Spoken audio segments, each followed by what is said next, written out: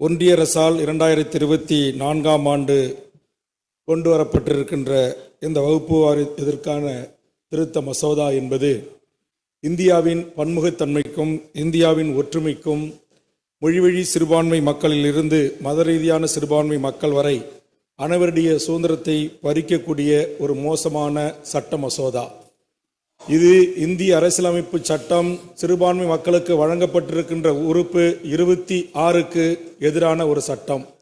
ஆக எந்த சூழலிலும் இந்த சட்டத்தை ஒன்றிய அரசு நிறைவேற்றக்கூடாது என்கிற நல்லெண்ணத்தின் அடிப்படையில் மாண்புமிகு தமிழக முதலமைச்சர் அவர்கள் இந்தியாவிற்கே வழிகாட்டியாக நடைபெறுகின்ற இந்த சட்டமன்ற கூட்டத்தொடரில் இதை ஒன்றிய அரசு திரும்ப பெற வேண்டும் என்று கொண்டு வந்திருக்கிற இந்த அரசினர் தீர்மானத்தை தமிழக வாழ்வுரிமை கட்சியின் சார்பாக நான் வரவேற்க கடமைப்பட்டிருக்கிறேன்.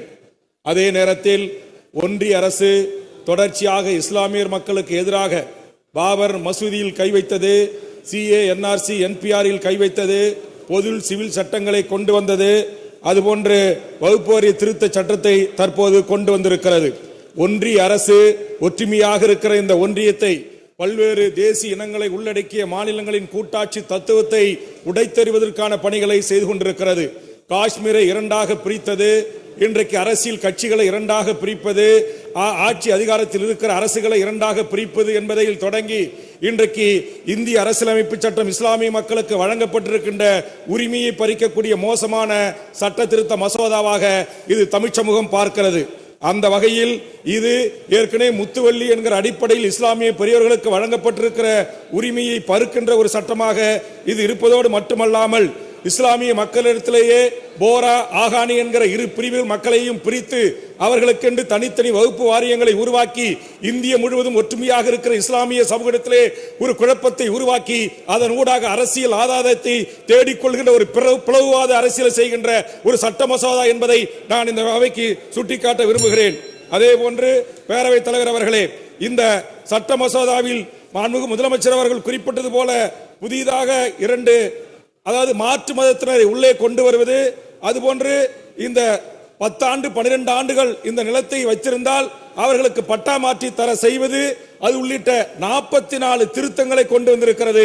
இந்த 44 திருத்தங்கள் என்பது இந்திய நாட்டில் வாழ்கின்ற சுதந்திர இந்தியாவின் விடுதலைக்கு தன்னுயிர் தந்திட்ட இந்த தேசத்தின் பிதாக்களாக இருந்த காந்திக்கு நிகராக போர்க்களத்தில் மாண்டு போன அந்த மாவீரர்களை வேலூர் சிப்பாய் கலக்கத்தில் தொடங்கி இன்றைக்கு டெல்லியில இருக்கிற கோட்டை சுவர்களை இடம்பெற்றிருக்கிறது வரையில், அந்தமானில் இருக்கிற இந்திய சுதந்திரத்தின் போராளிகள் வரையிலும் எல்லா இடங்களிலும் நீக்கமர நிறைந்திருக்கிற எனதருமை இஸ்லாமிய உறவுகளை அந்நியப்படுத்தி பார்க்கின்ற ஒரு அநியாயமான அக்கிரமான மோசமான ஒரு சட்ட மசோதா இந்த சட்டம் என்பதை நான் இந்த அவையில் பகிரங்கமாக குற்றம் சாட்டுகிறேன். இது ஒருபோதும் இந்தியாவின் பன்முகத்தன்மையை காப்பதற்கும் இந்தியாவின் இறையாண்மையை காப்பதற்கும் இந்திய நாடு ஒற்றுமையாக விளங்குவதற்கும் இது ஏற்புடைய சட்டமாக இது அமையாது.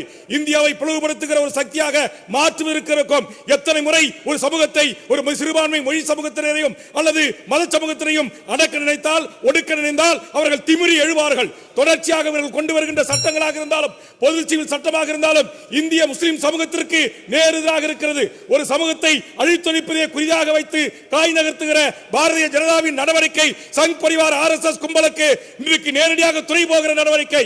இதை ஒருபோதும் இந்த அவை ஏற்றுக்கொள்ளக் கூடாது என்கிற நல்லெண்ணத்தின் அடிப்படையில் மாண்புமிகு தமிழக முதலமைச்சர் அவர்கள் கொண்டு வந்திருக்கிற இந்த மசோதாவை ஆரம்ப நிலையிலே எதிர்க்கிற சூழலில் அதை கைவிட வேண்டும் என்கிற ஒரு முன்முயற்சி எடுத்திருக்கிறீர்கள். இந்தியாவிற்கே சமூக நீதிக்கும் ஏனைய சார்ந்த விடயங்களிலும் மாநில உரிமைகளிலும் தன்னாட்சி கோட்பாடுகளிலும் ஆளுநர்களை அதிகாரத்தை பறித்து தன்னகத்தில் எடுத்துக்கொள்ள வேண்டும் மாநில அரசுகள் என்கிற முயற்சியிலும் தமிழ்நாடு வழிகாட்டியாக நிற்கிறது. அதற்கு வழிகாட்டியாக இந்த சட்ட திருத்த மசோதாவை திரும்ப பெற வேண்டும் என்று மாண்புமிகு முதலமைச்சர் கொண்டு வந்த அரசியல் தீர்மானத்தை தமிழ் சமூகத்தின் சார்பாக கோடான கோடி சுதந்திர இந்தியாவின் விடுதலைக்கு வித்திட்டு இஸ்லாமிய மக்களின் சார்பாக ஏழை எளிய மக்களுக்கு கல்வி கண் திறந்துட்டு இஸ்லாமிய கிறிஸ்துவ மக்களின் சார்பாகவும் இதை நான் எதிர்ப்பை பதிவு செய்து மாண்புமிகு முதலமைச்சர் அரசியல் தீர்மானத்தை வரவேற்று அமர்கிறேன். வாய்ப்புக்கு நன்றி. பாதகம் செய்பவரை கண்டால் நாம் பயம் கொள்ளலாகாது பாப்பா.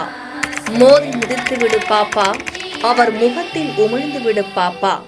அண்மை செய்திகளை உடனுக்குடன் தெரிந்து கொள்ள இணைந்திருங்கள் எம் நாடு தொலைக்காட்சியுடன்.